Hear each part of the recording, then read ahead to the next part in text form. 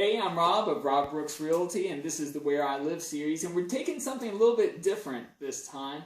I am with Paul and Leigh, and Paul, you working for Rob Brooks Realty, just recently sold this house, and it's going to be closing pretty soon, and you have arranged for an estate sale. Correct. With Leigh Shell. So tell me a little bit. Leigh Shell has Estate Liquidations by Leigh Shell, and she's been operating here for a while. How about introduce her as mainly just why are you doing business with her? Because you already knew her from some other stuff. Correct. Leigh did an estate sale for our family a couple of years ago, and we know Leigh, have known Leigh for a long time, have been to several of her estate sales to purchase things and shop before. And Yeah. just like the way she does things, like who she is, the things are organized beautifully, displayed beautifully, and if it's something that's a little nicer piece or whatever, the research is outstanding and there's good values placed on things. She just does an excellent job. Thank you. Yeah. And you also told me that she has values like mine, so I take that as a compliment, I think. Honesty, integrity, charity, and joy. Right on, good. Okay, so Leigh, you've been in business, you told me how long? Since 1997, so Wow. 19 years. Yeah, okay. Coming up on that anniversary this next month. Good, yeah. And where do you primarily do most of your work?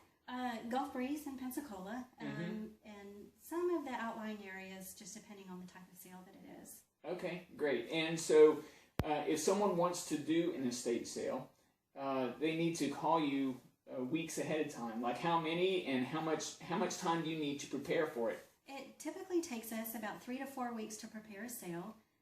Before they call us, the family does need to go in and decide what they're going to keep. So when we come out and look at the sale, Right. we can determine at that time how long, some sales come together faster than others. Yeah.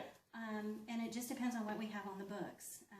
We may not have anything at that moment, so we would be able to start sooner.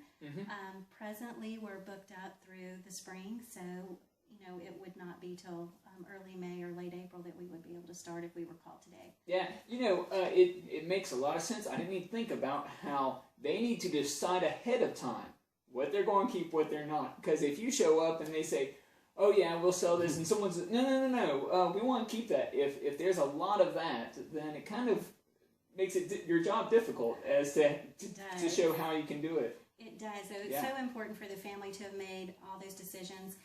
We're a little bit different in the sense that while we're setting up a sale, even though you may have said we can sell that, if you change your mind during the setup, we're okay with that because we understand that those changes need to be made. But in general, we like for people to have a pretty good handle on what they want to keep and what they want to sell before they call us. Right. Now, I'm in this house where you've already set up a lot of things getting ready for this weekend sale. And I see that you showcase these items. I mean, you really show them off so they get good value when the visitors come in.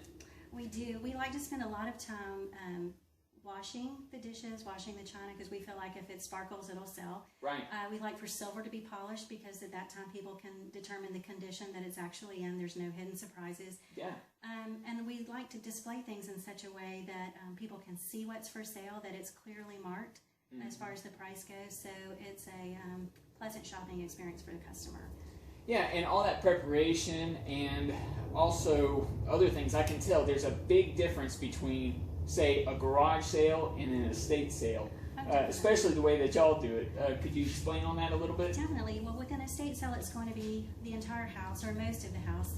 Sometimes people are downsizing, and so you don't have everything available for sale. But with a garage sale, somebody's decided that they have a few things that they want to get rid of, and they host a couple of hour sale on a Saturday. But with an estate sale, you can guarantee that there's going to be a huge selection and higher quality inventory than what you would find at a garage sale. Right, yeah, because people are in a different life circumstance. A lot of times garage sale, okay, we're moving or something like that, but an estate sale is we need to take care of a lot of things and get them out of our ownership.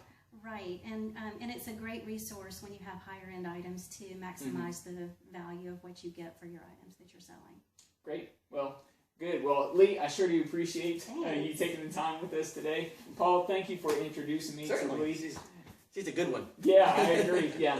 And I'm Rob of Rob Brooks Realty, and this is Where I Live.